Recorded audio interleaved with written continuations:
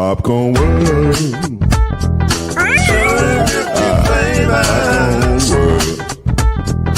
Popcorn World. Yeah.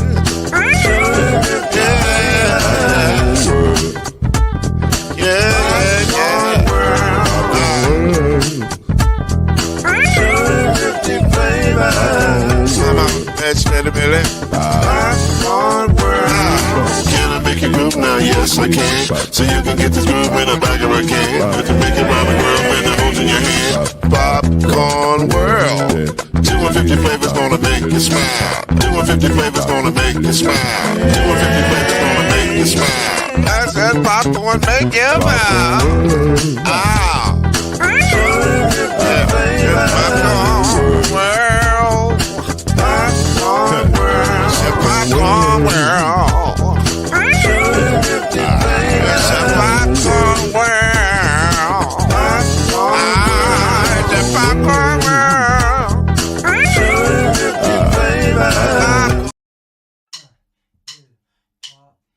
You're now listening to Bleav in the ACC with Heisman Trophy winner and Florida State legend, Mr. Charlie Ward. Wave 3 TV and Fern Creek Hall of Famer Kendrick Haskins. And Mr. Talking Noise himself, and of course Mama Noise's name, Lloyd Smith. And now, it's time for Bleav in the ACC.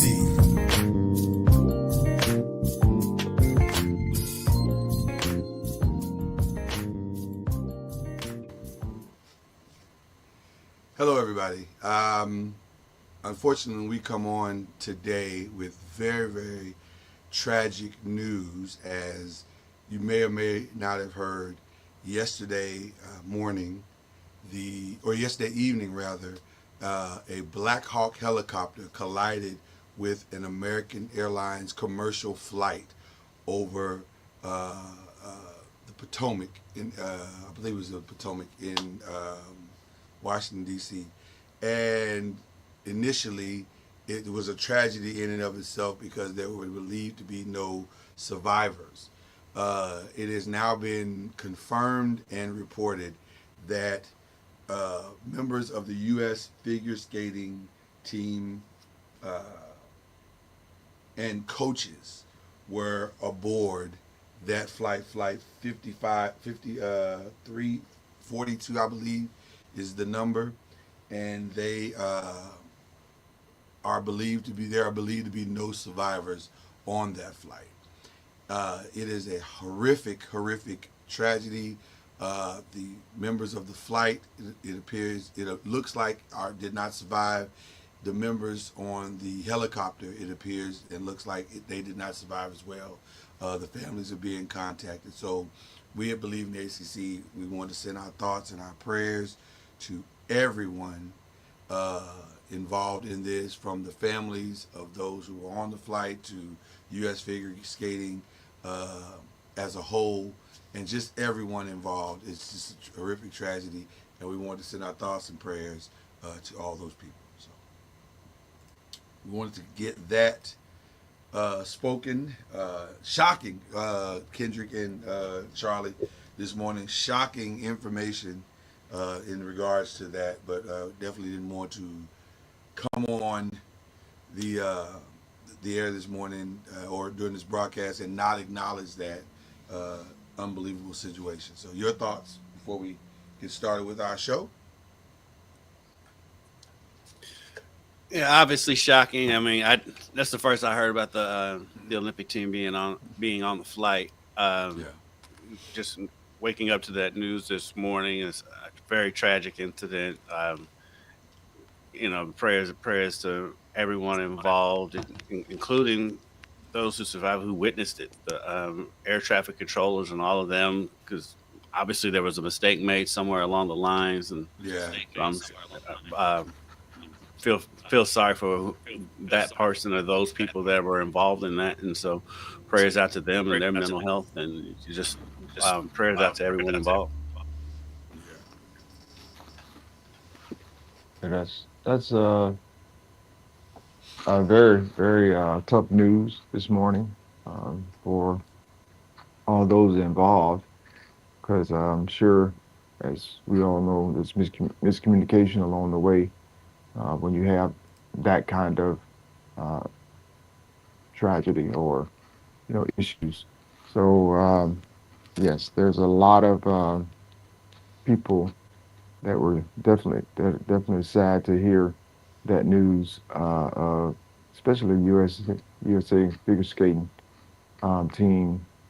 Um, we don't know who they are, Right. but we know that they're part of a group that was representing our country, and all those who are involved with the helicopter and the helicopter as well. I mean, we've seen this time and time again, not time and time. We've seen it before, with the Kobe Bryant situation. It was like tragic, and so hopefully we don't have to experience this again. Um, it's just tough to be able to hear, even though you don't know anyone on in that situation or that was in on the flight. But you just have empathy for those families that got the news this morning that Mm. this happened, Yeah. or they probably knew before, but we're just getting the news. But it's just tough to be able to get that phone call. Never Mm. had it happen to me before. The Lord Yeah. knows. I hope it doesn't. Um, but I can only imagine Yeah. the phone call, and Oh, so 100%. And I think it was, you know, 64 as of, I think as the last thing I heard. Um, I like you said, Charles, I can't imagine. Um, what we do is fun in the morning and or these mornings. Uh, Podcasting has been fun. I've enjoyed it tremendously. It's not fun on days like this, but we will try to make it fun, despite what has happened, and we'll do our best to not distract you from the realities that are going on in our world right now, but just to kind of give you a little bit of an escape if you need it. So, with that being said, again, we give our thoughts and prayers to everybody who is affected by this tragedy. So. So with that, there's no easy transition there, Yeah. other than just to say, welcome, guys.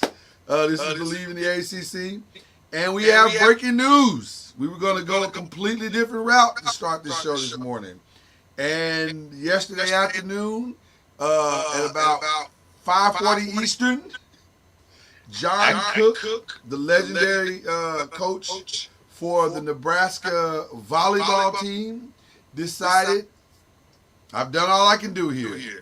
He took his 700 and I think 78 wins and went home and said, "I'm taking it to the house." And in about 15 minutes after that, they called Danny Busboom Kelly from the University of Louisville. Said, "All right, it's your job." I mean, pretty much that's how it sounds like it went down. Danny Busman Kelly basically all but built the volleyball program at the University of Louisville. She definitely left it. And much respect and congratulations to Coach Busman Kelly. I mean, she's been great. She was great with the media while she was in Oh, town. She took advantage of the rich volleyball recruiting there is in this area because low key volleyball is huge in the state of Kentucky, it and is. she took advantage of that and it's flourished, and so she left it in good shape. And her assistant coach Dan Minsky is going to take over, and he did a lot of the coaching in game anyway, and so it should be a smooth transition. Yep. Charlie, I gotta say, if you're a University of Louisville fan today, you can't be mad at this. If you're a realist as it relates to coaching, period, you can't be mad at this. This is the equivalent of I don't know what is this the equivalent of. I was gonna say it's the equivalent of JJ Redick taking the Lakers, but not really, because JJ never played for the Lakers. It'd be the equivalent if JJ played for Duke, I guess. and went back to coach Duke. So If that was his dream job or something, I don't know. so she's she's from Nebraska. Yeah, she's from there. She won a national championship there as a player. Oh, okay. Yeah, Uh, no surprises for her. yeah, totally understand that. Um, that move, and for Nebraska, I'm sure it was a no-brainer once they found out and knew. Um, I don't know how all of a sudden it was. Most times it's not that Yeah, all of a sudden. I mean, you yeah, well, kind it's of that fast. It wasn't that sudden. yeah. Right. So I'm sure they had their sights set on who they wanted to take over the program, and um, for her, it's a good move to go back home. And I mean, she's a quality uh, coach, and as we know, they definitely support their volleyball in Nebraska Yes, they do. as Well, well. Charlie, I would argue she has become the Gino Auriemma of volleyball like overnight. Like she's gonna be the most popular coach on that campus. Because I don't even know other than I know who the football coach is just because it was a professional coach that or a successful coach at Baylor that went to coach in the NFL. But he's not the most popular coach on that campus. She is now. Well, Fred Hoiberg, Eh, I'm the captain. Fred Hoiberg can't fill up Nebraska's football stadium and sell it out. Like, not going to see Fred Hoiberg coach. I mean, it's a great gig. You can't argue with the choice. No, I mean it's a match. I mean, it's definitely a match. I mean, like I said, she won a national championship there as a player. She's been an excellent coach in her career, and if you're Nebraska, I mean, it feels like she was probably the coach in waiting. And if Nebraska, I think you made the right choice. And like I said, for her, she gets to go back home. And it's got a fertile recruiting ground there. There's a huge fan base and following. So I think it's just a good choice for everybody involved. 100%. We have more breaking news this morning. Let me make sure. And this is happening in real time. Yes, I saw that just before you started talking about that. Right. So I'm going to have to read it from my phone because it's happening in real time here. ESPN OK's option to televise ACC sports through 2036. Has agreed to pick up its option to continue broadcast ACC sports through 2036. The television deal settled. The ACC is now working towards a settlement with Clemson and Florida State that can end those schools' ongoing lawsuit against the conference. ESPN had until February 1st to pick up the option, which obviously they have with time to spare. The ESPN had ESPN declined the partnership, it would have ended in 2027. Sources say ESPN agreed to pick up the option after the ACC agreed to new value adds. So that's the workaround that they're doing. Negotiations around the option ran in conjunction with discussions between the ACC and Clemson and Florida State on a new revenue distribution model aimed at alleviating the school's biggest concerns over financial disparities with peers in the Big Ten and SEC. And this is on the ESPN's website, so if you want to read more, you can. But we've talked extensively about this on this show. I will lob this up to our resident Florida Stadian, Charlie. And I know you're hearing this in real time, but what are your, as they say, knee-jerk thoughts to this breaking news story? Well, I mean, it took all the lawsuits and all the different things to get them to this point. I don't think they would have done it on their own. And of course, it costs everybody a lot of money to get to that point. Hopefully, they're able to make it up at some point. Right, But right. Mhm. I just hate that you have to go through those um, go those directions just to get what's supposed to be done corrected. And so and fair across the board when you start talking about the equity of college sports and the way we know it and see it. I mean, the Power Five and those conferences at the time, Power Five, now it's Power Four. You know, Mhm. they've kind of run certain things as far as football, the major sports, in a lot of ways. And so now, at least there is some semblance of parity in that regard when it comes to what has separated the SEC and the Big Ten in a lot of ways is just that TV contract, especially with the ACC, was hanging on. And so I think there's a big fight between the schools and trying to get here, but in the conference. But I do believe the right thing, from what we're hearing now. I don't know what the terms and all that, but it sounds like they're at least moving in the right direction. Right. Yeah, I'm It, literally reading it as it goes, as we the, go. the interesting part about it for me is that this could not be a worse time for Florida State football to not be good. And Oh, we're so, gonna we're good. We're gonna be good. We well, just had a bad year. Yeah. I mean, See, we'll see, Charlie. see the We'll thing. see. See the thing that people thing that people are forgetting. Just 2 years ago.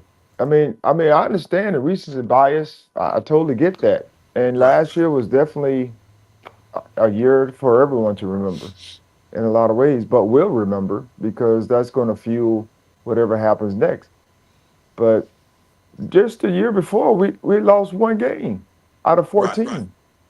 And so to go 13-1 and then to go 2 and whatever we went this year is to me like night and day. I mean, and you can't expect that to happen again. And I know Coach Norville and the staff, they are doing all the things they can to get it turned around. And so I don't think that will happen again. And if it does, of course, there'll be major changes there. Right. But I do believe they'll have a much better season next year than this year. Whether they get to the But to championship or that point, not, yeah. But to that point, though, it's the optics. It does whether it's true or not. It's the optics, and that's coming on the tail end of this, coming on the tail end of that season. The non-Florida State fans are going to say, "Why are they worth a revenue split?" You know, but you but know, it, but it's but right, it's but it's not even Florida State. It's whoever. I mean, we were the ones that brought it up, right, and it went through all the fight. But this could be anybody. I mean, any school when it comes to the revenue sharing. I don't think it was just Florida State. Talking about them being the revenue share or whatever the case may be, or the high.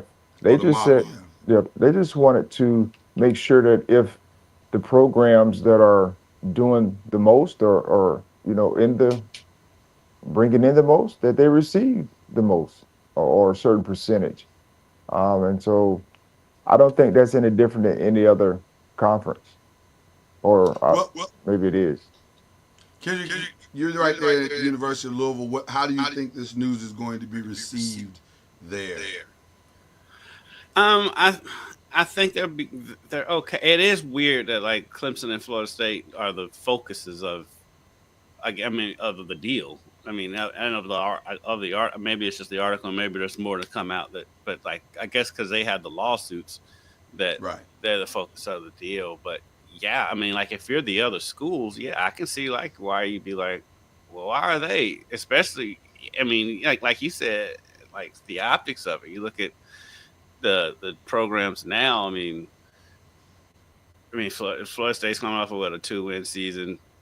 Basketball, the did not look good on television at that empty arena last night.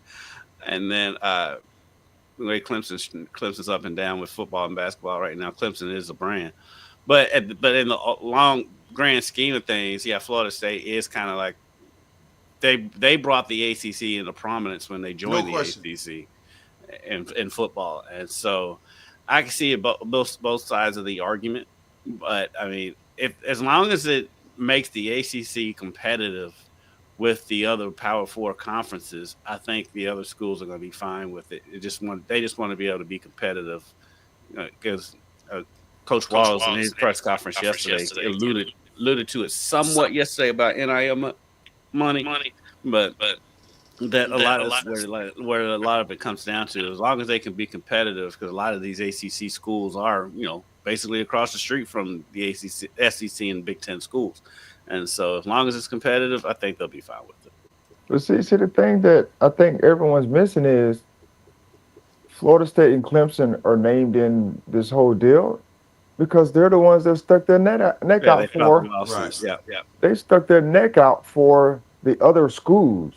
Mm-hmm. And so now the parity is going to be across the board. It's not for FSU or for Clemson. It was to be able to get what they're getting now, which is a new TV contract for everybody. And so if your school is going to be one of the flagship school that carries the carries the conference into, the CFP every year or years, then you'll be able to receive, those resources. Share. Yeah. And so I think this other schools in the ACC should be thanking Florida State and Clemson for sticking their necks out, their resources to be able to help, those schools that deserve, whatever share they get.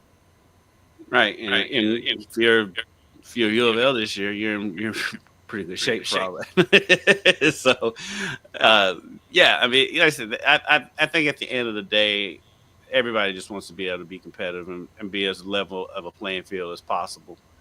And because, like I say, with Louisville, you got Kentucky down the street and IU down up the street, and so you're right there competing with those two schools all the time. And so, as long as they're competitive and it's as even as a playing field as they can get, because it's never going to be completely even because the SEC and Big Ten rule the world apparently, then I think they'll be okay. At the SMU today, you're like, huh. Hey man, if you SMU, you've come into this conference and made an immediate impact, and so of which you'll see no TV revenues for the next 8 years. Well, that's the contract they signed. They can't be mad at that. And then they literally have to just sit down and be quiet and just go ahead and compete. Right, same thing for Cal, same thing for Stanford. They won't. I think they're at 30% or something like that on the revenue share. So it's. Why did they sign an 8-year deal? To me, that's they actually signed a 9, and the first year just ended. But yeah, it's they want it in. They want it in. But that's, to me, that's not a win-win for either. That's a win for. That's not a win. If you're going to bring someone in conference, you at least want to have a win-win in some form. But there should be an out clause somewhere within those 9 years that if things change, and I think they did it, SMU did it because they weren't going to let them in, or if they didn't do it. And for the ACC, I understand all of the other stuff, those schools, but if they're a big brand. They're in Dallas, and if they're going to be able to help the conference continue to develop and grow, that's good for everybody. Because if they're in the CFP, and I'm a two-win team, I'm going to get a portion of some of that because they're because they're going to bring it. They're going to bring it back to the conference. Charlie, I gotta believe there is a out for them in this deal. It would be hard for me to fathom that SMU is going to. Because what SMU is, first of all, let's be honest about SMU for a change. SMU is not just competitive in football; they've been competitive all the way across the board in every sport, and even now in basketball, they're having a halfway decent season on the men and women's side. I think more so on the men's side than the women's side, but still. They've been a welcomed addition out of the 3 schools that we added. You could argue they've been the best add that we could have possibly had. It's not even an argument, Right. So to know that you're at a high competitive balance with the rest of the league, and it's not going to mean anything financially, that's rough. So nobody wants to be an 8-year intern. So unpaid intern. Right. Again, they signed the deal. I get it. They signed the deal. but I do wonder. ACC signed that bad deal with ESPN to begin with. I mean, so. But I do wonder how long they'll stay in the league under those guidelines. Like, as they get better and better every year, it will make them more attractive to the Big Tens, to the Big 12s. Yeah. Maybe they jump to another league just because they need. And that may have been their end game from the get go. 100%. Because right now, I think they just wanted to be in a power conference. That's what it was. And so they took the deal they could get, the best deal they could get, and that's where they are. I mean, but the challenge is the only way for them to make money is to literally go and do what they did this year every year. They got to go be competitive it's in tournament games. It's SMU. They've got money. That's why they got money now. They do got money. That's for sure. Not every school can do what they did. Western Kentucky can't afford to do that, but SMU, they've got money. They can do that. For those who are in the know as it relates to SMU's tuition payments, they're going to be fine. Trust me, they're going to be just fine. It's not that basically they basically invented NIL. Yes, listen. They've been in NIL. They've been doing this. All right. I want to ask Charlie so bad something, but I'm not going to do it. At least not on air. But but I'm almost certain. I'll just ask this. Did SMU recruit you, Charlie? Say it again. I'm sorry. No. Oh, they didn't. Okay. I'm sorry. They'd already had it. I think they'd. Oh, that's right. They'd already been hit by the end. Yeah, they'd already been hit by the end. Okay. All right. I'm just curious. Charlie. And you didn't have to say that no like that. It felt like you were trying to. That no was a no and no, Lloyd. That's not. It was very emphatic. You hear me? So that's why I said a little louder. You did. I'm backing up, Charlie. I'm backing up. Okay. Let's get into some other stuff. What we actually scheduled to do today. Which was take a look at some of the first bracketology. We have not done that. It's that time of the season to kind of start getting into that. This is a first look. Can't believe we're already heading into February. Man, it's crazy. 2025 is rolling. It is rolling. And with that, the SEC is in a very, I don't want to say weird, but it's in a unique place. Like I don't know how to even define it. Like I don't know. Let's go through it and just have that conversation. So this is the Joe Lunardi, who does his brackets every year, and by the way, unlike Mel Kiper, Joe Lunardi's brackets, or his accuracy at what he does is wildly consistently, and he's usually pretty spot on. So he's got Auburn, Xavier, and Auburn as the overall number 1 seed, Xavier as the first team out, and UCF as the last team in. Did UCF win that game against Kansas? I know they were up. Was that last night? Yeah, I think so. I tell you what, I didn't see it last night. I didn't see it last night either. If you can confirm that, I would really appreciate that, sir. So if you look at his on the bubble listings, we'll start there. There appears to be 1, 2, 3, 4 teams in the mix for opportunities. The last 4 buys, he says one of those will go to Pittsburgh. The last 4 ends, he says one of those will go to North Carolina. Kansas held on to win 91-87 at home. That was on So Kansas pull that out. Okay. on Tuesday. Okay. Yeah. Okay. And then on the last 4 outline, he's got SMU. And then on the next 4 out, he's got Wake Forest. And Louisville did them no favors by hammering them the other day in what essentially was it like 15-point loss, but it really wasn't a 15-point loss. It was more like a 25-point loss. They were down by 29 in the second half. Right. So, my question to you both is this to start out this discussion. Louisville and Duke seem to be heads and shoulders above everyone else. And the challenge that the ACC is having right now is that because Louisville and Duke are so far ahead of everyone else, there doesn't appear to be opportunity for quality wins anywhere else in the conference. So how do the ACC teams make up that ground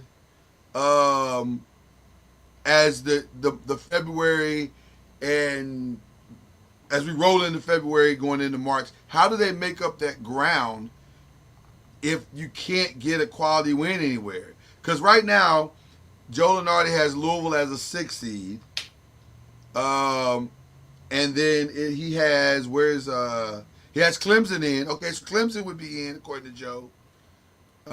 Who else we got here? Duke as a number 1 seed. That's probably it. I would think. Oh, that's Pittsburgh. He's got Pittsburgh in there. Yeah, he's got Pitt as a 10. Clemson is 9-1.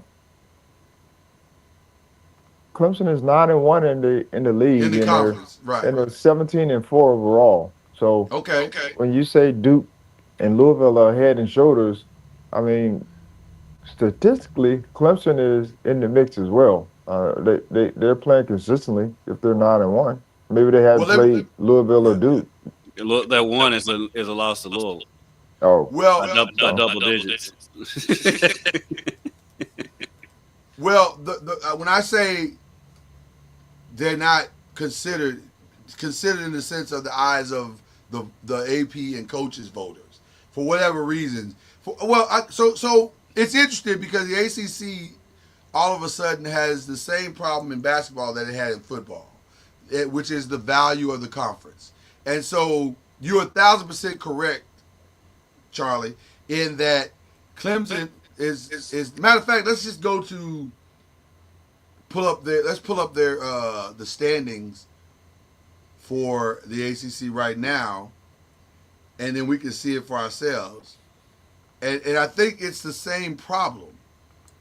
Yeah, it's the reputation of what people think they are. I agree. But if you go and pull up every conference, you're gonna have exactly the same way. You're gonna have very similar. You're gonna have your top tier teams. You're gonna have the next tier where there may be 1 or 2 games, back in the loss column, and then you're gonna have your third tier team. Teams where they're slightly below 500, and then you'll have your last tier teams where they're way below 500, and that's in every conference for the most part. Part of the problem is like with the ACC, your top tiers are U of L, Duke, and Clemson. Duke's 10-0, Clemson and Louisville are 9-1, with Louisville having a win over Clemson. Next is Wake Forest, SMU, and Stanford with 3 conference losses, and Louisville just destroyed Wake Forest. And by the way, Louisville had a pretty dominant win over Clemson, which again, that to me is part of the problem because Duke, and that's what I meant when I made that statement, because Duke and Louisville's wins were pretty substantial they've been pretty substantial over everyone else, which gives the perception, whether it's true or not, and I don't know, but I don't believe that it's true, but I'm saying that's the perception, that Louisville and Duke are so far ahead of everybody else and everybody else is not that good. I don't think that's true, but if you're not watching these games all the time like we are, then it looks like it's true. I'm Yeah. watching these games and like I'm pretty convinced that it is true. That was gonna be my next question. I mean, I Is watched Louisville destroy North Carolina at the Center. I watched them destroy Wake Forest. They blew out Florida State at Florida State. I mean, the Pitt game was good. They won that game at Pitt, but like Miami's 0-10, Boston College 1-8. I mean, you've got so many. You got 1, 2, 3, 4, 5, 6, 7, 8, 9, 10 teams in your conference are below 500 in conference play. So yeah, they've earned their perception. I don't know. I don't know what you're supposed to do. We're basically Yeah. what the hard part for those top three, Duke, U of L, and Clemson. If they lose a game, they lose another game, not to each other, they're gonna fall so far. That's where I was headed. They can't afford to lose another game. It's like And that unless it's to each other. unless it's to each other. Like a Duke loss looks fantastic for Louisville. But Louisville was in that game and then they fell apart. Right. Yeah. And but like a when, Virginia Tech loss is horrible for them. yeah, and also Louisville against Clemson and against North Carolina, those games were close until the end, and then Louisville pulled away late to win by double digits. But like I said, SMU was supposed to be in that close to that tier, and Louisville won by 25 at SMU. That was a crazy game, by the way. That's where it's at right now. When you have 10 teams below 500 in conference play, that's what's going to happen. Yeah. So I don't know what those teams are supposed to do. And as we know every year, a lot of this works itself out because other conferences beat up on themselves as well. I think it was Kentucky got a big win against Tennessee. Yeah. The other day, which was, that helps the overall thing, although there is again perception that the SEC, although I don't know if it's a bad perception because the SEC teams are really killing it right now. They are because their record against other conferences is so good too. Yeah. Well, yeah. I mean, as well as Louisville's playing, they went 0-4 against the SEC. So yeah. I wonder, was that because? Well, I don't know. I wonder if because Duke lost to an SEC team as well, right? They lost to Kentucky. Yeah. Okay. First game of the season. But the thing is, and this thing I always talk to our guys about as well is, what happens in the early part of the year is That's where I was going. what it is. I mean, especially if you have a new coach, you're trying to get it all figured out with the team and guys trying to figure their roles out. There's going to be some bumps in the road. But the thing that you really want to be striving for is how are we playing in January and February going into conference championship and, the tournament. That's where, regardless of how many, you don't want to have a whole bunch of losses, but if you have some losses, you want to be able to learn from those early on.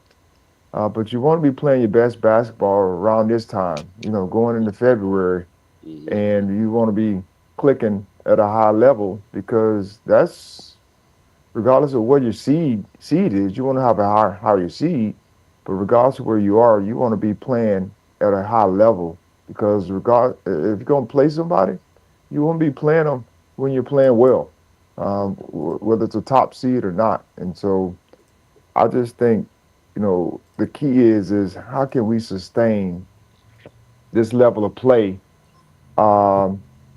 throughout the month of February heading into March. 100%, and I think it's more than likely that the four teams that we mentioned will continue, and then maybe North Carolina. If you look there, Joe Lunardi has North Carolina in a play-in game. I think North Carolina, with their senior leadership, because R.J. Davis is in his 9th year there, and so Carolina's their own uh, reputation, dude. yeah, I think that the TV show will get North Carolina in. They're 13-9 overall. Right. It's They a got to super win though. important They got to number. win. They Yeah, definitely got to win. They got to yeah. win If because they get I in can see over, them. if they get in over Pitt, well, like they had Pitt in the tournament, didn't he? He had Pitt in the Yeah, tournament. Pitt's in according to Joe Lunardi. He's got them in, Because and I they think just Pitt will beat get Carolina. in. Yeah, I think Pitt will get in, but it's just those guys got to keep. I'd like to SMU and see. Yeah, Stanford are the ones that you to keep an eye on. I think too. I think it's gonna be tough for them coming down the stretch, especially if SMU doesn't figure out. And so can we have a Louisville discussion real quick? Let me pull this off the screen for just a second because Louisville is a fascinating situation right now because I want to believe what I'm seeing. It looks like this team is for real, and I'm not just saying in an ACC perspective, but like they could go shock some teams because they play a style of basketball, especially on the defensive side, that can win in March. This is winning basketball in March. But I wonder, it's also losing basketball out first round basketball because when you're shooting threes at the level that they shoot and they don't go in, you don't last long. You can't win a game that way. So I don't. What do you guys think about Louisville? What's your thoughts on what you've seen so far? 10 in a row. They can because the thing is with their shooting, and because they do shoot a lot of threes, but they also play great defense, Yes. and they get a lot of offensive rebounds considering. I mean, James Scott's really the only big they have left, and but they're scrappy and they hustle. They play hard. They play very hard. Their effort carries them as much as anything else. They've been hot from three the last couple of games, but it's their effort and their defense is really carrying. The three is the flashy part of what they do, but it's really they get down. And Chucky Hepburn is one of the best defensive point guards and one of the best overall point guards in the country. And he's going out there and getting you 16 points and 8 assists, and he's locking down the other team's point guard. I mean, that makes them very hard to beat. And they said we always say in March you need guards. They've got 3 really good guards between him, Rain Smith, and Fat. I always feel weird calling him Fat, but they're right there. I think because I texted you after that game the other night. Like, you know, we've been crowning Duke as the best team in the conference, and rightfully so. But right now, Terrence Edwards, who's I'm talking about, is Fat, by the way. If are we 100% sure that Duke is still the best team in the conference because they've been kind of squeaking by lately, and Louisville's obliterating teams. And so I feel like sure? Cooper Flag. I feel like Cooper Flag covers a multitude of sins. They definitely have the best player. Yeah. They have the best player in the country. Yeah, he covers a multitude of sins, but I don't know if they're the best team. Charlie, what do you think about that?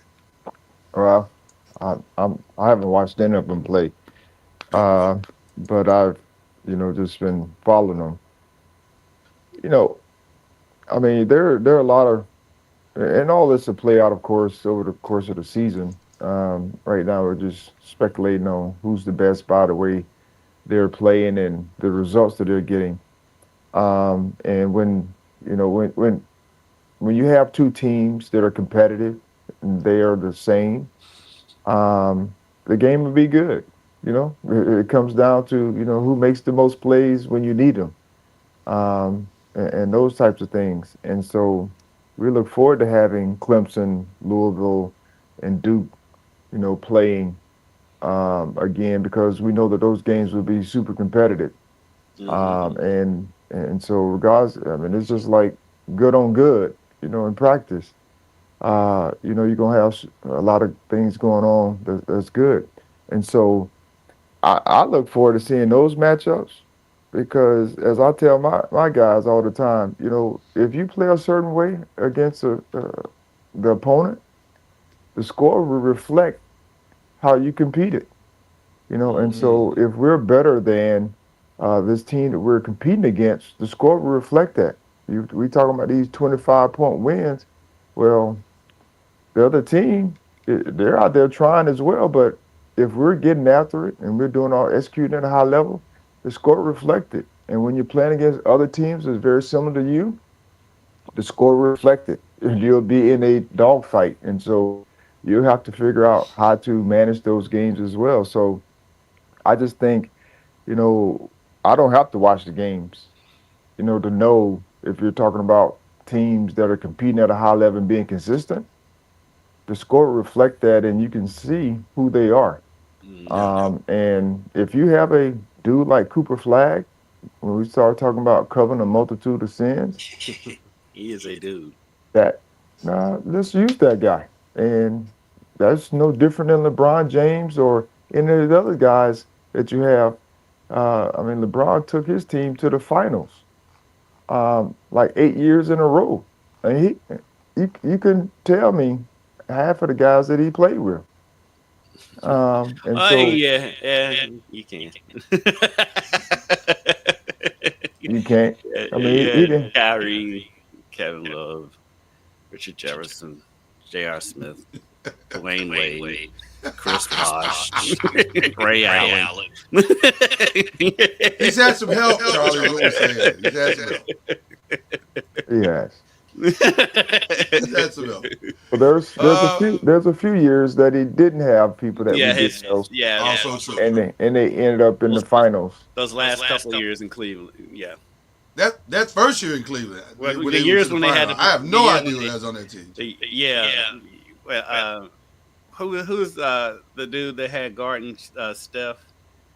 Oh, Deladova. Yeah, Deladova. Yeah, Yeah, that was his second best player in that finals. yeah. So I get what you're saying, Charlie. Let's take a look at the women real quick. I just want to look at. I was just looking at Duke's team leaders: points, Cooper Flag; rebounds, Cooper Flag; assists, Cooper Flag; and blocks, Cooper Flag. I mean, He is a dude, but I the do guys think do doing the thing. I do think Walker's really key to their team. There's his stats don't mean he only averages 8 points and 6 rebounds, but he shoots 75% from the field, and I think he is very key for them because he that game when they lost to Kentucky, Cooper Flag got tired out, and that's part of the reason why they lost. And Maluwak went out of that game with an injury, so I think he's very integral to that team more than he gets credit for, and more than throwing up all over the floor like he did the other night. Well, yeah, that was weird. He That was a must have strange really been game. sick. I was like, whoa, I hadn't seen a dude throw up in a game quite some time. But it's going to be interesting to see because I agree with you.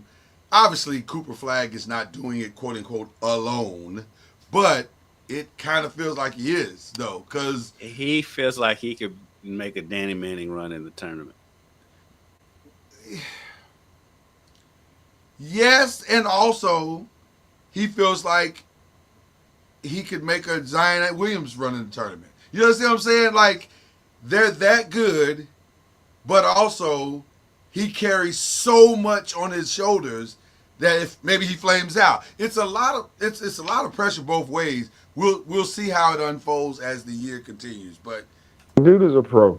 I mean, one and hundred and, percent. and so I don't think he'll flame out because he is a pro. Like he's been doing this since high school, Yeah. or probably earlier than that. But what we've known, he's been doing carrying these teams very similar. Like people trying to not trying, but people that really talk about him until he started, dominating on all these on the national scene. And then he got the eyes of the pros, this past summer when he was playing, in the Olympics or practicing with the Olympic team. And so if he flames out, it'll be because of the team, paid a lot of attention A to lot him, of attention to him. Exactly. and he wasn't able to get whatever it was. But that's the reason why you have other guys on the team, and they have other guys on the team that can get it done. But Yeah. they rely on him a lot as well, which is good coaching. Well, I mean, it's definitely a no-brainer, Charlie. I mean, pass the Cooper should be the mantra. If nothing else. Okay, let's go over to the women's side real quick, and very different scenario on the women's side of the bracket. Charlie Cream, who is the I hate to call him the evil twin, but he's the the female side of Joe Lenardi's male side. He does the women's bracket. He's got 9 ACC teams going in, and the ACC is having a tremendous year. The overall top seed, he's got UCLA. Last 4 buys, no ACC teams. He's got Virginia Tech being the last team in from the ACC, one of the last teams in. Stanford with a chance to get in, but we still got a lot of basketball left to play. But he's got UCLA, South Carolina, USC, and Notre Dame as the top 4 teams. He's got Louisville in at number 8. He's got, let's go back in the top here. I don't want to go too fast here, but we got California. I'm just scanning over here. Florida State. NC State's over there. NC State's over there. And by the way, I don't know if you saw the game. I think it was Sunday between Florida State and North Carolina. Fantastic game. Tanaya Latson was amazing. She is a young lady doing a thing right now. She is the Cooper Flag of Florida State women's basketball. Let's see. On the bottom half of the bracket, we've got there's Louisville. There is Duke. Duke basketball, women's basketball, is fascinating to me because they really don't have a dominant scorer. But man, as a team, they play very well. If you look at it, I mean, they're very similar to Louisville. Louisville's the same way. Yes, they play very well as a team, but there's no dominant anything. They just have a great team concept, and it's working. It's really working. But the women's side is looking very good. So I think I agree with Charlie Cream in that the ACC women should get a ton in. I think there may be opportunity to maybe match the Big Ten in that you get 10. There's some teams on the outside looking in, but if they can finish strong in February and also have a decent run in the ACC tournament, they have a chance to crack that group as well. But the ACC women are playing some fantastic basketball right now. Is Hannah Hidalgo still out? I know she was out for a little while. I Bleav she's back. Okay. By the way, just off of pure side note, I saw some mock projections, and now that so this is a long way to get to a quick thing. You guys are familiar with the trade that went down the other day with Jewel Lloyd and Kelsey Plum and that group. Plum. It netted the Storm the number 2 pick in the WNBA draft, which most projections have Olivia Miles going to the Seattle Storm. I was like, oh, that'd be a nice. She's coming out really. Well, she's a junior, right?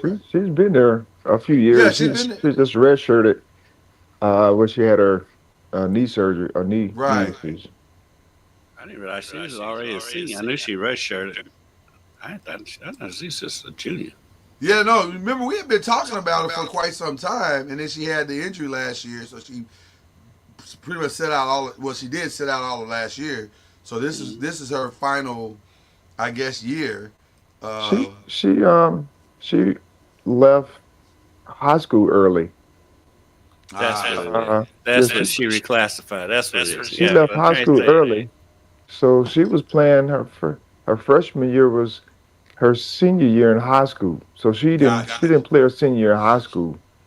And so that's when she went to Notre Dame for Gotcha. her senior year, which is her first year in college. So she's been there for at least 3 years.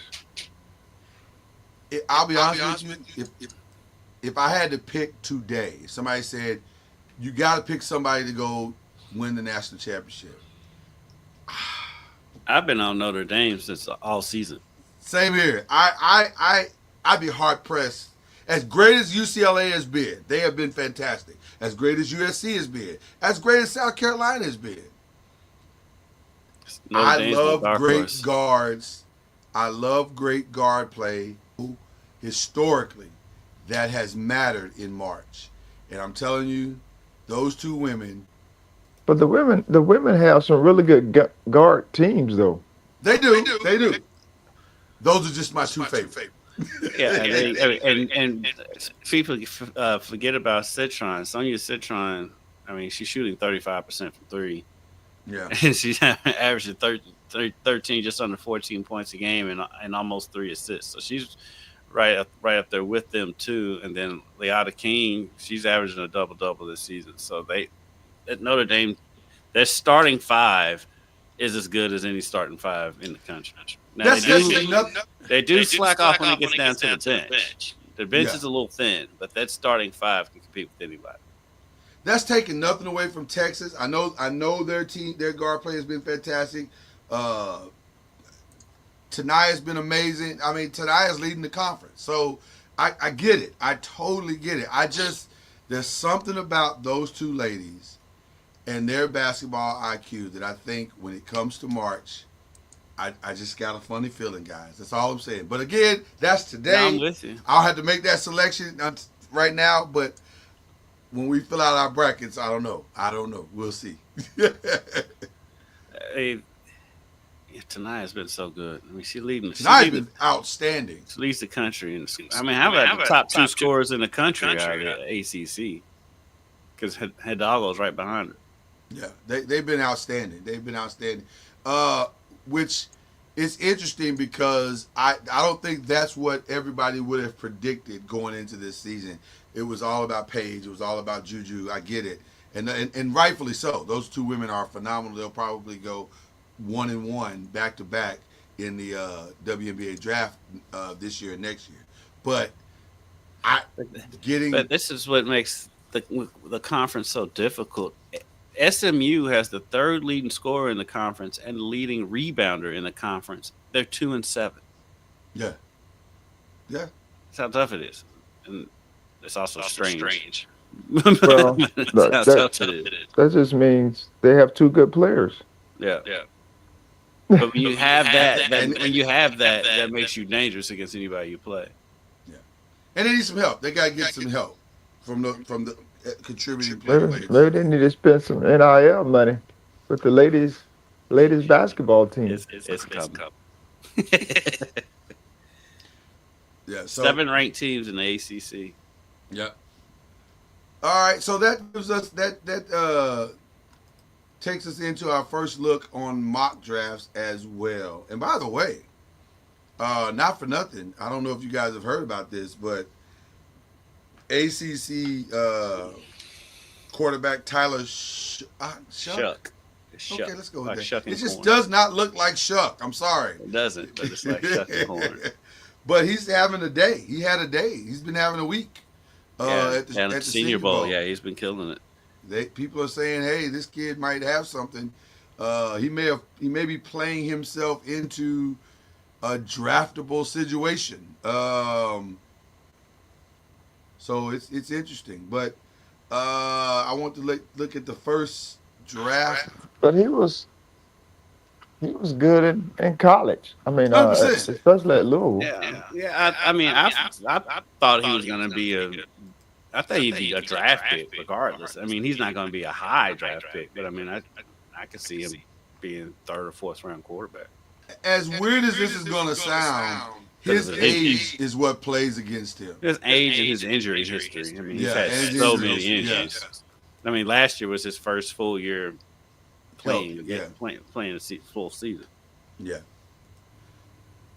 So I almost hate to use this guy's draft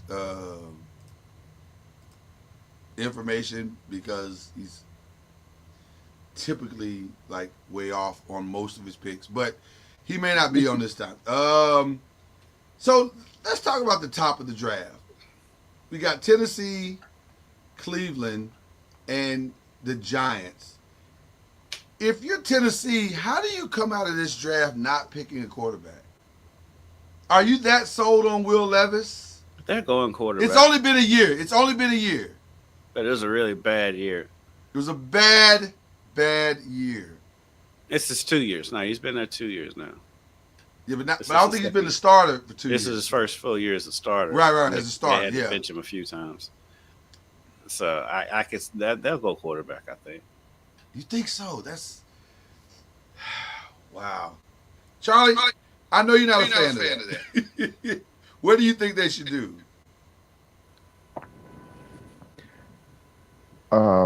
It depends on who the quarterback is, but we've seen. I never was a big Will Levis fan, Same here. from the jump. And so I know everyone was excited about his size and all that arm strength and Big all that arm, kind of carrying stuff, but I mean, he just wasn't a good decision maker or accurate with the football. He's a good runner for the most part. Yeah. Enough, I should say, to be a top-ranked quarterback. But I mean, if they can find someone that kind of check that box, that they feel they can put their time behind, because they drafted Malik Willis, and then they ended up letting him go to, I think he's in Baltimore. Green Bay. Green Bay. He had a great season this year. Yeah. He was outstanding at Green Bay this year. I mean, to me, they should have kept Malik Willis and built around him, because he struggled there too, though. When he was there, he was pretty bad when he was there. But that speaks you need to look them. at the offense. I was gonna say that speaks to them. The offense. What are they doing on offense? That they've drafted 2 quarterbacks and they've struggled. Because he was more than serviceable in Green Bay this season. Yeah. In the games that he had to come in for Jordan Love. Yeah. Maybe they need to think about their organizational skills as opposed to the players. Yes. Here's what I would say about Will Levis and them. I just got to look at Cam Newton's hat today. I can only imagine. Cam is definitely one of one. Did you get a chance to meet him, Charlie, at the Heisman? Yeah, I've met him before, but he's definitely a character. He's a First of all, let's start with the fact that dude is massive. He is a massive 6'5". I know he's only 6'5", but he's a massive 6'5". Yes. Him and Tim Tebow. Yeah. Imagine this. Him and Tim Tebow were playing pickleball together.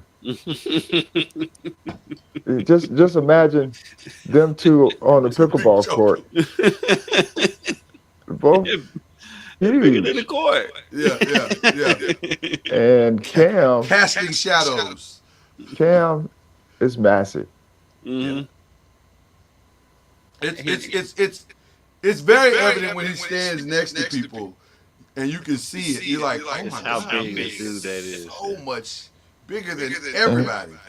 It's like he still can play. Yeah, he does. This hat he has on today looks like something melted on the top of it.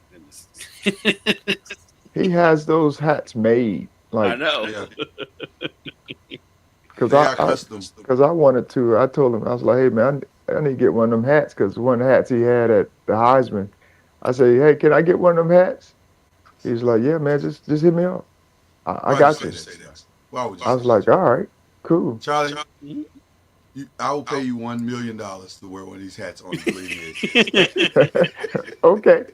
It's Shaq Bucks. It's Shaq Bucks, though. It's Shaq Bucks. What's Shaq Bucks? I He's need got his that. own one. The boy got his own money, is what I'm trying to tell you. He's got his own money. He got his own money. I don't know if he can spend it anywhere, but he got his own money. I was gonna say this. I hate to see a team bail on a guy that fast, but at the same time, Man, we're in the 21st century. Fan. Yeah, I wasn't a fan of him from the beginning. So They're getting rid of coaches in a year. yeah. Some of the bonehead plays that Will makes during the course of the game, and it's like it kept happening, and so they were bad. Yeah, it wasn't like it was really bad once, and it was like almost every game there would be at least one of them. Yeah, and so, you can't maintain like that. There's a difference between mistakes and oh my God moments. Yeah, Will had oh my God moments. Like, what are you doing? Like, why are you doing that? Like embarrassing the franchise mistakes. Right. Like you can't have those. And he had a lot of those last year. And Cam Ward and Shedeur Sanders are sitting right there. They're right there. So how do you not take one of those guys if you're Tennessee? Like, because I think other than quarterback, Tennessee's got a decent team. You just don't know that they're good because he's so bad. Tennessee, though, it's weird how much talent has left that franchise. Yeah. between flourished. Derrick Henry, DeAndre Hopkins. I mean, look at AJ Brown. AJ Brown. I mean, look at the players that have come out of that organization. Malik Willis. That has done nothing since Steve McNair left. So it's weird. Charlie, I may have to agree with you on this. As much as I hate it. I don't love seeing a guy get replaced that fast. But again, this is a guy I wouldn't have taken in the first place. Hey, look, if Charlie's a good one, because Charlie, he wants to give somebody a chance too. You would give him, more than we do. And when he's like, yeah. Charlie's like, it might be time. Man, if you got those two guys that are there, right. And you have a guy that like Jaden Daniels, what's my man in Houston? CJ Stroud. CJ Stroud. You have those type of. You're hoping one of those guys be them, their first season.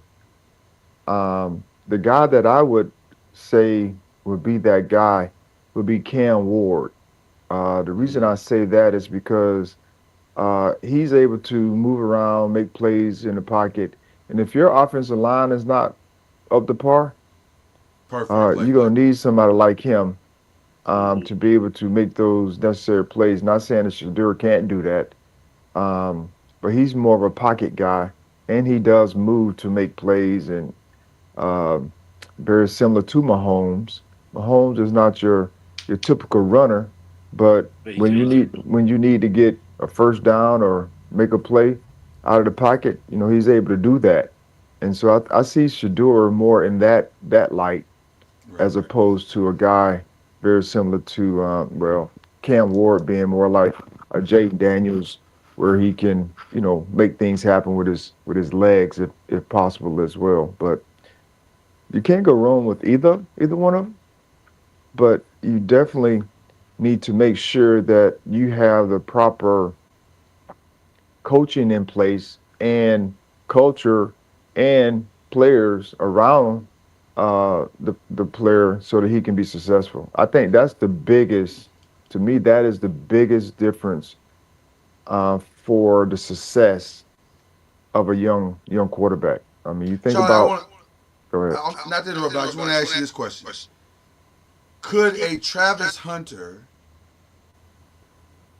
help Tennessee in their current form more than a quarterback? Well, and what I mean by that is, with Travis, you get to solve maybe two problems that Tennessee has. They do have a secondary problem, right? But also, they have a safety blanket problem for Will Levis. Maybe this is the perfect situation for Travis Hunter because he helps fix Will Levis' safety blanket problem. I'm just asking. Well, for a I friend. I just cut you off for a friend. I love it. I love it. Will Levis. What do you mean safety blanket? I Well, mean, he needs a net, a he safety needs a net. net. He needs a net. You're right. You You're don't right. need You're no right. blanket. He need a net. And so you're gonna need more than A one full on person. net. Right. You're gonna need more than one person for to help fix his issues. That Travis ain't playing both sides of the ball all year long. But he could play enough on. I could Uh, see a He third can't down play. package for him. That's third down. Well, they're gonna be on a lot of third downs, Charlie. But you can't go to him every time. I, I'm just they saying they gotta go quarterback. they Yeah. need to find somebody Okay. they feel comfortable with and put some pieces around them. I thought Chicago did what's his name? Caleb. Caleb a disservice this year because they put people around him in the team and what have you, but they didn't really have anybody to help coach him through. Right. Yeah. Or with the system and those types of things. They fire the coach. Middle of the year. I mean, all that's. I think they fired him, Yeah. but He uh, refused. and so to me, that's what I mean by if you're going to bring one of these guys in, and you're going to bring people around them, you got to have the people there to help support them. And I think that's as I was saying about Jaden Daniels and even C.J. Stroud in their first years. They had great stability within what they were doing, and they had pieces around them to be able to help them. Cliff Kingsbury is a great fit for Jaden Daniels. Jaden. Yeah. I mean, he's a former head coach, and he's a great play caller. And Yeah. so, to me, that's what I mean by supporting a good quarterback And that's coming in. and Charlie, the one thing about Cliff, he understands that type of player. He understands the dual threat quarterback. Probably, you could argue maybe better than anybody. Like he gets it because he's always coached it, and so he coached Mahomes, right? If I'm not mistaken, that's was Mahomes' coach. Was he What's a that, Texas Charlie? Tech too? Texas Tech. Yeah, Texas Tech. That's what I thought. Yeah. So he gets it, and that's a perfect. That's why I think it's such a seamless situation. They need that desperately. They need to whatever they're going to do in Tennessee. They need to figure that part out because systematically it's not working, and they're not catering their offense to who their clientele is, and that's seems to be the number one issue with what's going on with their squad. But I digress. Interestingly enough, guys, one ACC player being taken in the first round of Mel's mock draft. No other ACC player being taken but Cam Ward. Yeah, I can see that. Yeah. I can see that after this year. Very, very interesting early projections going on there. But the other thing is we can't. The other thing is a lot of times what happens is you look at that and you say, well, the ACC doesn't have any players. Well, maybe this year, because last year we had more. They were all over. Year And the before. defensive rookie of the year is going to be out of the ACC. Correct. So I Yeah. mean, like people keep throwing out like this is a thing that happens year after year after year after year. Maybe it's an outlier for this year, but It then is. you have the consistency from the SEC, who has all the players, or the Big Ten, who has all the championships the last couple of years, and multiple players going. You comparing them against those conferences, then you're like, oh, okay, I understand why they are saying what they're saying.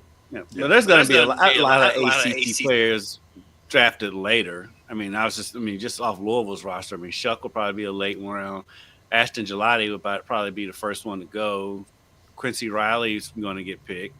Ja'Cory Brooks Who's will having a probably great get picked. camp, by the way. Yeah, he's having a great camp. Shrine Bowl, by the way. Yeah, Ja'Cory Brooks is probably going to get picked, and so that's just off of one team. And so, I mean, they may not be first round talents, but there are going to be plenty of them playing on Sundays. 100%. All right. The thing that I would want most is I want to go to a good organization. Like, Yeah. regardless of, Makes all the regardless difference in the world. I understand the money is good, early on, but if you go into a bad organization and you're making a lot of money, I mean, at some point, you're going to feel broke. I'm looking at you, De'Aaron Fox. But he wants to go to the Spurs, though. That's a good fit, though. I think that's a good fit. I know, that's what I'm saying. That's a great fit. I mean, it's kind of strange that they're ahead of the Spurs in the standings, but him and Wemby together, that's a nice. I like that. Now, I love that. Now, if I'm Chris Paul, I'm like, now hold on now. Right, I feel away. It's time for Chris Paul. It's time for Chris Paul to start moving into a different direction. Because at this point, I think he's mentoring, which is cool. Yeah. And it's later in his career, but hey, like you say, if they keep bringing you around to mentor and you still able to compete at a high level, why not do it for as long as you can? Yeah, if they're gonna keep paying him to do it, then hey. If he's fine and he wants to take De'Aaron Fox under his wing, I see no problem with it at all. I just because you've heard all of that, that's the team that De'Aaron Fox wants to go to. You just wonder how Chris Paul handles up, takes all that, and he might be fine with it. We just don't know. We just haven't heard from him. Yeah. All right. I'd be remiss if I did not ask my brother Kendrick Haskins. I have to ask you this. Your excitement at the new developments that are taking place. I know where you're going. I'm just curious. I know that you are a supporter of this team. You're Dallas Cowboys. They made an astute hire to bring on Brian Stu. He's from a great family. He's from a great family. He's got lineage. Phenomenal family. Though I wonder what his dad thinks about him taking his job. It's not on anybody's radar to be a head coach. Wasn't on anybody's radar to be a coordinator. Like he was already the coordinator. He's a coordinator. You fire he's the offensive coordinator for the coach that you fired, and the coach that you fired was the one that was calling the plays. I actually found out he was the coordinator of that team the day he was hired as the head coach. Listen, pretty much, yeah. The Cowboys are the gift that keeps on giving, and despite all that, they're worth $10 billion. That's why they do what they do. Because they'll do stupid stuff. They won't win, but they'll lead first take every day, and that's all Jerry cares about. Even though he tried to news dump the head coach, because nobody makes a head coaching announcement on a Friday, and on the Friday before Championship Sunday, he's totally trying to let it fly under the radar. And then he goes and botches the press conference. By the way, Charlie, that press conference was one of the most uncomfortable things I've ever watched. When he turned to his guy and said, "Hey, this is a risk." I was like, "Wait, what? Wait, what?" Hold on. He said that? Who said that? Yes. Jerry literally turned to the guy and said, "Hey, this is a risk." It's one of the biggest risks. But the biggest risk you can take. No head coaching experience. He says this. The guy's sitting right there. He said that? Yes. He did. Yes. Multiple times. Well, it is. I mean, he's being honest. He is honest. If you want reality and real, he's being honest. He was definitely being honest. But I mean, there's a lot of guys who hadn't had head coaching experience, get opportunities, and it's a risk for organizations. And some of them don't last like a year. Right. Like my man Jared Mayo, Yeah. Gerard Mayo, and then the owner gets up there and says, the guy gets up there and says, I didn't do him any favors Mm. by Yeah. hiring him after the fact. So he went a different direction, got him a veteran guy in there. So I think this may be a stopgap. Yeah, yeah, yeah. Mm. I've got a feeling that of that too. And the crazy thing of all people that said that, first person I heard say that and it made sense was Stu Gatz of all people. But it does make sense that it could be a stopgap between the next coach. Who and that would be.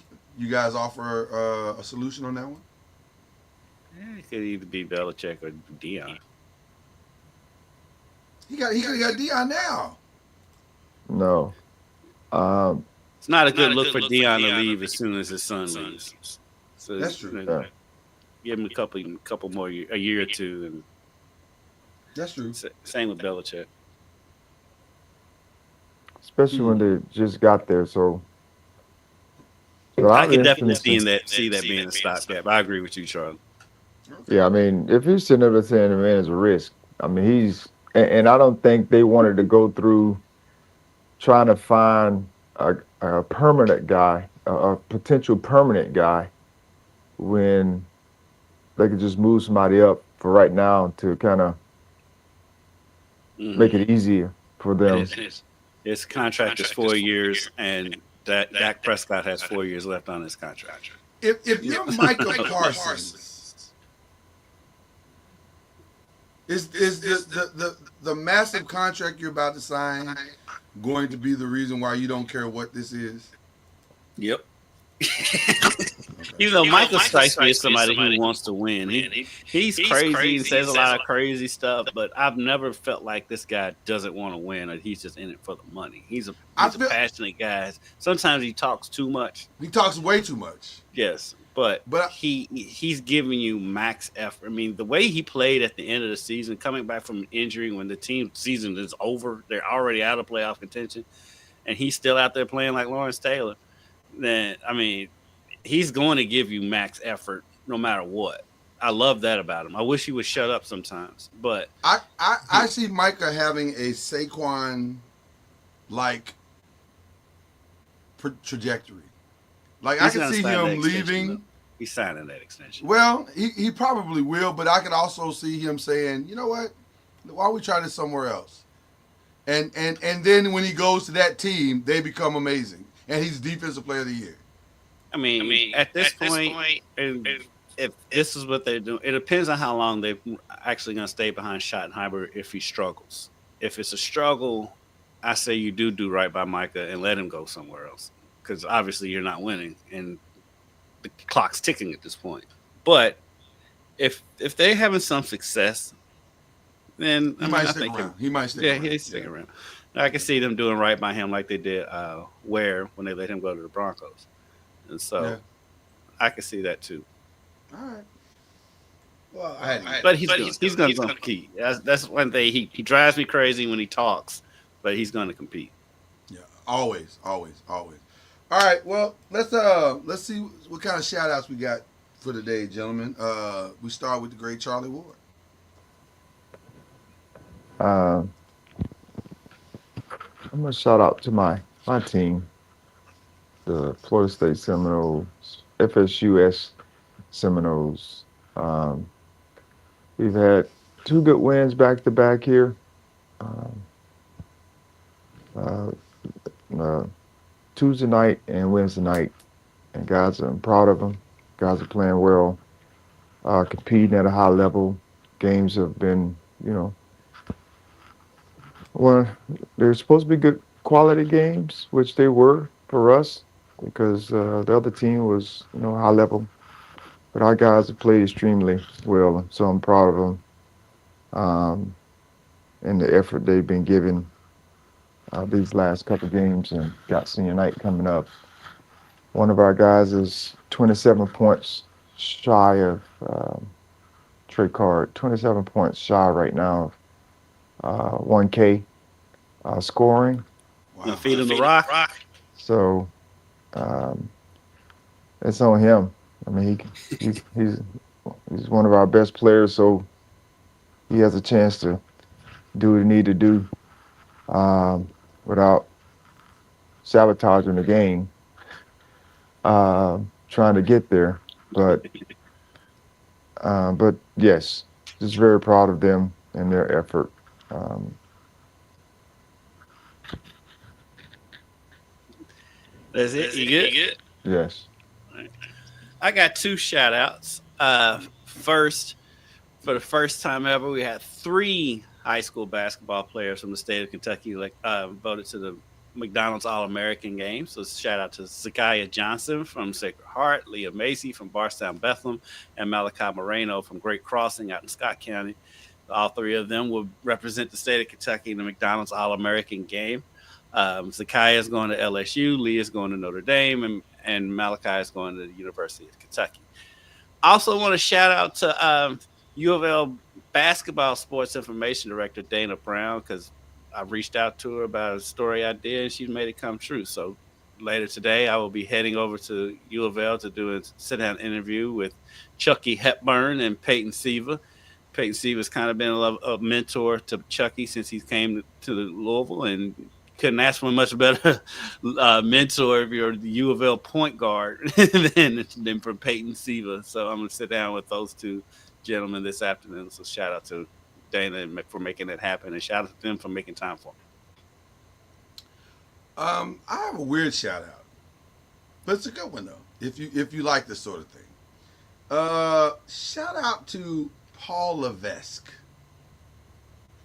Most people know Paul Levesque as the CEO of World Wrestling Entertainment, also by his stage name Triple H, who will rightfully take his place into the Hall of Fame this year. And if you know who and what he has accomplished, to me, I am a Triple H guy because Triple H has made more wrestlers look like they know what they're doing than possibly any other wrestler in the history of that company. He's a lifer, and he also saved a company that, by all accounts, should have tanked when their owner did horrendous things Yes. in behind the scenes and publicly. And instead of that company tanking, he not only saved, because if you know the business side of what went down, WWE has signed this massive partnership and ownership thing with UFC. They're in bed together. Everything looks like it's going to be great. And then this horrific story comes out. And you could argue that Triple H single-handedly saved all of that, because it was headed for disaster. Mm-hmm. And his simple genius as a storyteller and as an understanding of what sports entertainment is, single-handedly saved. I say single-handedly. He would argue it wasn't single-handedly, and he's probably right. But I'm saying single-handedly because he steered the ship. But he saved that company. He really did. And maybe I won't say he saved the McMahon reputation, because that's probably never. I think Stephanie had a large hand in it too, though. Well, Stephanie saved it in that she stepped away, which was the right decision. Because as long as you have a McMahon sitting in a leadership position in that company, it will forever be tainted. But the fact that she had the courage to hand it over to her husband, for them to step away and to allow it to become what it has now become this last 5 years, you got to give that dude a lot of credit. So I'm very happy for him. Like I said, I've always been a fan of his, but I've become even more of a fan these last 5 years, because you see this guy who has such a high level of integrity, walking in that integrity and saying, I get what has happened. I get the uncomfortable position, Charlie, that he's in, because, oh, by the way, the guy's his father-in-law. So it was a very weird situation, and he has handled it with grace and dignity. So I applaud that guy. This guy, man, it seems like wrestling is having another renaissance again. There's actually competing entities for one again, so that's nice to see competition. I see wrestling on my radar. I don't watch it as much as I used to, but as a matter of fact, I probably couldn't name you 5 wrestlers right now. But I do notice that they have had a resurgence. They're on Peacock. I saw that they have Saturday night's main event coming back sometime soon. Massive Netflix deal. Yeah, they have. Yeah, so Yeah. they're blowing up. Like I said, I don't follow as much as I used to, but I have noticed that most of the news coming from the WWE lately has been positive, and it's not Vince McMahon and all the craziness around him. Well, for me, about 10 years ago, I got interested in the business side of WWE. Like really fascinated with how the storytelling coincides with the business. And it's really, if you study it out, it's actually pretty amazing. Well, and that's another conversation for another day. But it's really a fascinating situation. But this last 5 years has been unbelievable to watch. So, because I'll be honest with you, I openly wonder, how are you going to get through this when, if you watch the Vince McMahon documentary, you're like, whoa. Especially the last episode. Yeah. This guy's wow. Yeah. Wow. But they somehow made it work. So there you go. So that's my shout out for the day. So there you go. All right, well, Charlie, keep winning. That's all I want to say to you. Keep winning, brother. Appreciate it. Yes. And Malachi Marino is on the Nike Hoop Summit team Mm-hmm. Oh, with us as well. okay. He's a great kid. Yeah. Have you talked to him much? He's a great kid. Pushed him. He's been on my USA basketball, the junior national team mini camps. I've had him a couple times. I've coached him a couple times, and he's from the first time he was there until now.